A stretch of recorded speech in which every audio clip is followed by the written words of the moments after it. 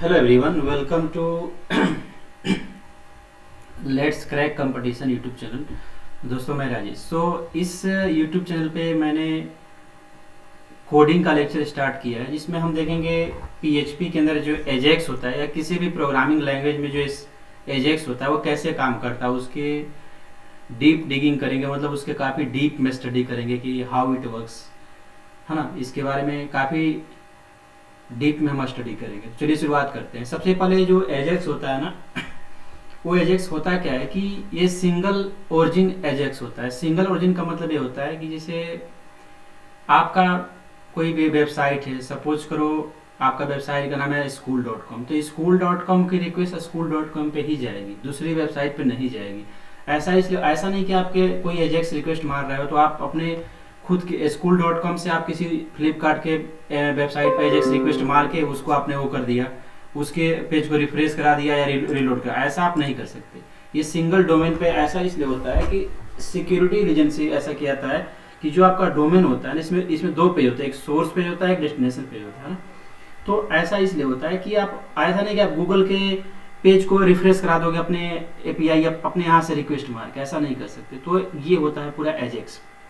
है ना। ऐसा सिक्योरिटी थ्रेट से प्रिवेंट करने के लिए सेम, मतलब जो आपका जो बेस, जैसे यूआरएल जो होता है ना, यूआरएल में दो चीज होती है, एक एंड पॉइंट यूआरएल होता है, एक बेस जो डोमेन, जैसे आपका सपोज करो flipkart.com हो गया, तो flipkart.com क्या है कि बेस यूआरएल है। और उसके बाद जो बहुत सारे आप मेन्यू पर क्लिक करते हो तो आप देखो सर्च बार में यूआरएल में बहुत सारे यूआरएल आते हैं, तो उसको एंड पॉइंट यूआरएल कहते हैं।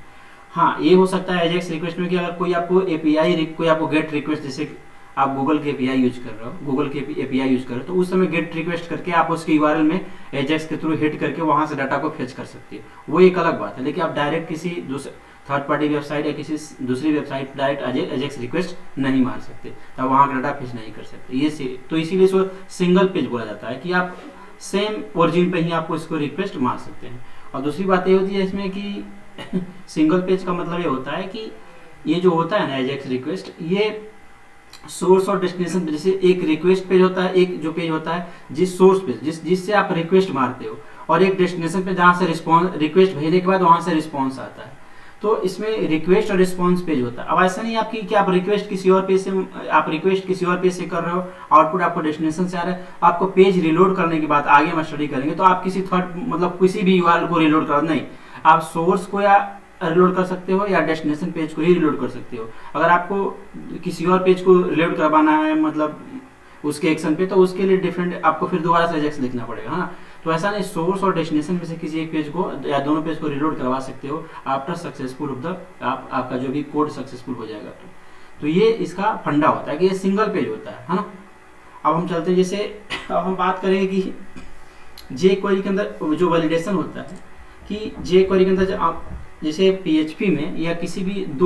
टू टाइप्स के वैलिडेशन होते हैं। जैसे फॉर्म, आपने कोई फॉर्म बनाया तो दो टाइप के फॉर्म होते हैं। एक फॉर्म वैलिडेशन होता है, एक फॉर्म का जे क्वेरी के थ्रू होता है, उसको फ्रंट एंड बोलते हैं। क्लाइंट साइड वैलिडेशन मतलब जे क्वेरी के थ्रू हम वैलिडेट करते हैं, यानी आपका जो ब्राउजर है वो उसको, उसमें जो भी एंट्री जा रही है फॉर्म के अंदर, तो वो उसको प्रिवेंट करता है, ठीक है। तो उसको क्लाइंट साइड बोलते हैं। तो उसकी जो भी हैंडल करता है, जो उसको जो कंपाइलर उसको हैंडल करता है, वो ब्राउजर हैंडल करता है। सर्वर साइड क्या होता है कि जो पीएचपी हो गया, जावा हो गया, पाइथन हो गया, नोड जेएस हो गया, एक्सप्रेस जेएस, वो सर्वर साइड जो, मतलब जो प्रोग्रामिंग लैंग्वेज है, वो उसके अंदर बैकएंड का जो सर्वर है वो उसको प्रोटेक्ट करता है कि हाँ इसके अंदर ये वैलिडेशन है, मतलब ईमेल की इतनी लेंथ होनी चाहिए, यूजर नाम का ये लेंथ होना चाहिए, ईमेल में @ साइन होना चाहिए, इस मोबाइल नंबर का लेंथ 10 नंबर से कम नहीं होना चाहिए, जो वैलिडेशन होते हैं फॉर्म के, चाहे कुछ भी जो आपकी कंडीशन हो। तो ये इसको तो देखिए अभी मैं दिखा रहा हूँ सर्वर साइड वैलिडेशन, जैसे पीएचपी का है, तो ये चेक करेगा क्या यूजर नेम इम्प्टी है। अगर इम्प्टी रहेगा तो क्या करेगा, एक वेरिएबल बनाया एरे नाम का, इसमें पुश कर देगा कि हाँ अगर इम्प्टी, अगर आपका एरे है, अगर इफ इम्प्टी, ये चेक करेगा कि अगर इम्प्टी है तो इसमें क्या कर देगा, पुश कर देगा इसको, है ना। तो इसमें पुश करता चला जाएगा ये, अगर इम्प्टी रहेगा तो। अगर इम्प्टी नहीं रहेगा, देखिए अब इम्प्टी है, अगर इरर्स, ये जो इरर्स नाम का वेरिएबल है, ये क्या है, एक ब्लैंक एरे, हम इसमें जो भी इरर आ रही है उसको पुश करते जा रहे हैं। पुश मतलब एक एरे में 0 1 2 उसके इंडेक्स पे स्टोर कर रहे हैं। पहले इंडेक्स पे मतलब ये आएगा यूजर नेम रिक्वायर्ड, दूसरी इंडेक्स पे ये आएगा, अगर इफ एम्प्टी इरर्स, अगर इरर मतलब जो भी इरर की वैल्यू है, अगर इरर आपके फॉर्म में है ही नहीं, मतलब जीरो इरर है, उस इफ एम्प्टी इरर यानी इस एरे की वैल्यू अगर जीरो है, तो उसमें इस केस में हम क्या करेंगे, रिस्पॉन्स में दे देंगे एरे सक्सेस ट्रू हो गया, मैसेज वैलिडेशन सक्सेसफुल, ये हम मैसेज क्या कर देंगे, दे देंगे, अगर आपका वो हो गया तो ठीक है। अगर आपके फॉर्म में कोई इरर नहीं है तो हम, अगर इरर की वैल्यू जीरो है तो हम क्या कर देंगे, सक्सेस रिस्पॉन्स उसको दे देंगे और उसको प्रिंट कर देंगे, ठीक है। इल्स क्या होगा, अगर ऐसा रिस्पॉन्स नहीं, अगर ऐसा मतलब इस आपका जो इरर है आपके, तो उसके इसमें क्या होगा, ये ट्रिगर होगा, इल्स ब्लॉक चलेगा, array success false errors errors, है ना। अगर ट्रू होगा तो ये चलेगा और ये फॉल्स होगा तो ये चलेगा, ठीक है। अब हेडर कंटेंट टाइप एप्लीकेशन जैसे, चूंकि हम मतलब ये एक तरह से एपीआई जब रिक्वेस्ट मारते हैं उसके लिए, तो इको जेसन डिकोड, अब जो भी रिस्पॉन्स होगा यहाँ से अब जेसन को, इसको क्या करता है, जेसन इनकोड एक फंक्शन होता है जो क्या करता है, एरे को जेसन में कन्वर्ट करता है। जेसन एक डाटा होता है जो जावा स्क्रिप्ट उसको रीड करता है, ब्राउजर रीड करता है, किसी भी लैंग्वेज में हो, ब्राउजर जो होता है जेसन को रीड कर देता है, चाहे वो किसी भी लैंग्वेज, कोई भी, जैसे पीएचपी पाइथन हो गया, वो उसको एरे में, हर प्रोग्रामिंग लैंग्वेज में एक फंक्शन होता है जेसन इनकोड, वो क्या करता है, एरे को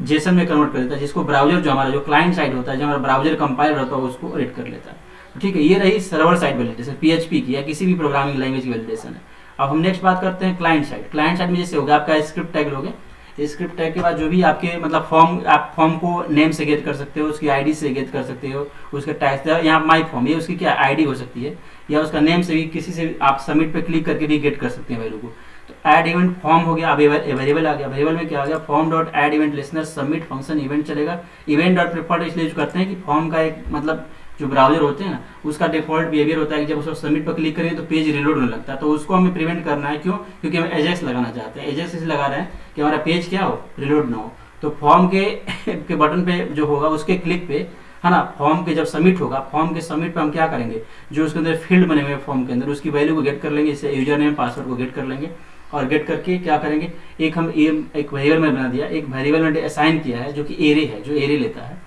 अब हम user name dot trim, trim क्या फंक्शन का था, मतलब उसमें कोई स्पेस लेफ्ट राइट स्पेस हो तो उसको ट्रिम कर देगा। अगर यूजर नेम की वैल्यू ब्लैंक, मतलब ब्लैंक है, कुछ नहीं है, तो हम क्या करेंगे, इधर यूजर नेम इज रिक्वायर्ड, मतलब यूजर नेम का जो फील्ड है वो ब्लैंक नहीं होना चाहिए। अब जैसे पासवर्ड हो गया, पासवर्ड का फील्ड का ब्लैंक होना चाहिए, अगर ये ब्लैंक है, अगर ब्लैंक है तो हम बोल देंगे कि ये चीज रिक्वायर्ड है। Errors dot length is equal to, अब देखिए इरस नाम का वेरिएबल है, अगर आपकी इरस जीरो है, मतलब इरस में कोई भी वैल्यू नहीं है, मतलब इसके जीरो, मतलब इस इंडेक्स में कोई भी वैल्यू नहीं है, तो हम ये क्या कर देंगे, अगर हमारी जो हमारा इरस डॉट लेंथ की वैल्यू जीरो हो जाएगी तो हम केस में क्या करेंगे, मतलब कोई भी एरर नहीं आएगी तो हम क्या करेंगे, रिक्वेस्ट मार देंगे नेक्स्ट पेज पे। तो देखो न्यू एचटीटीपी, मतलब ये जावा स्क्रिप्ट का है, जेक्वेरी में थोड़ा आसान होता है। तो एक्सएमएल एचटीटीपी रिक्वेस्ट होता है, ओपन पोस्ट मेथड से जाएगा, सर्वर साइड वैलिडेशन पीएचपी इस फाइल में जाएगा, जो रिक्वेस्ट मारेगा इस फाइल पे जाएगा और ये ट्रू हो जाएगा। और यहाँ से कंटेंट टाइप एप्लीकेशन, ये फॉर्म, ये जैसे जेसन होगा, यूआरएल इनकोडेड, डिफरेंट फॉर्म है, जैसे वीडियो ऑडियो टैग इमेज को सेंड करने के लिए सर्वर पे, तो ये एक फॉर्म रॉ डाटा होता है ना, तो ये भी जेसन के फॉर्मेट जैसा ही होता है। अब हम सेट कर लेंगे, अब यहाँ से रिक्वेस्ट जा रही है इस पेज पे, server side validation dot PHP, वहाँ से जब रिस्पॉन्स आएगी, जब वहाँ से मतलब हमारा जो कोड एग्जीक्यूट होगा, जो इस पे हम कोड लिखे रहेंगे, तो वहाँ से रिक्वेस्ट आए, रिस्पॉन्स आई कि हाँ आपका जो अपने जो जिस पर्पज के लिए आपने कोड लिखा था वो सही है, तो उस केस में स्टेटस हमारा क्या हो जाएगा, 200 हो जाएगा। उसमें हम लोकेशन रिलोड कर लेंगे। लोकेशन रिलोड क्या होता है, मतलब ये क्या होता है कि जो हमारा करंट पेज है, जो सोर्स पेज है, जिस पेज से हम रिक्वेस्ट मार रहे हैं, हमारे किस पेज से रिक्वेस्ट मार रहे हैं, जो भी होगा एजेक्स की जो भी पेज होगा, जिस पेज से हम ये फॉर्म जहाँ बना होगा ना, वही हमारा सोर्स पेज होगा, है ना, वहाँ से हम रिक्वेस्ट मार रहे हैं, सर्वर साइड वैलिडेशन पेज भी मार रहे हैं, तो इसको क्या होगा, वहाँ से इस पेज को हम जो हमारा सोर्स पेज है उसको रिलोड करा दें, ताकि जो डाटा उधर से बैकेंड से आ गया उसको हम देख सकें। तो इसमें दो चीज़ें होती हैं कि आप करंट पेज को रिलोड करना चाहते हो या डेस्टिनेशन पेज को, आप दोनों कर सकते हो। मतलब मोस्टली हम करंट, मतलब जो सोर्स पेज होता है उसी को रिलोड करते हैं ताकि डाटा हमें दिखने लगे, और एक होता है डेस्टिनेशन पेज। डेस्टिनेशन पेज का मतलब किसी, मतलब इस पर्टिकुलर इस एजेक्स के रिक्वेस्ट पे आप किसी यूआरएल को रिलोड करना चाहते हो, तो वो आप उसको कर सकते हो। ठीक है, ठीक है, एक सेकेंड।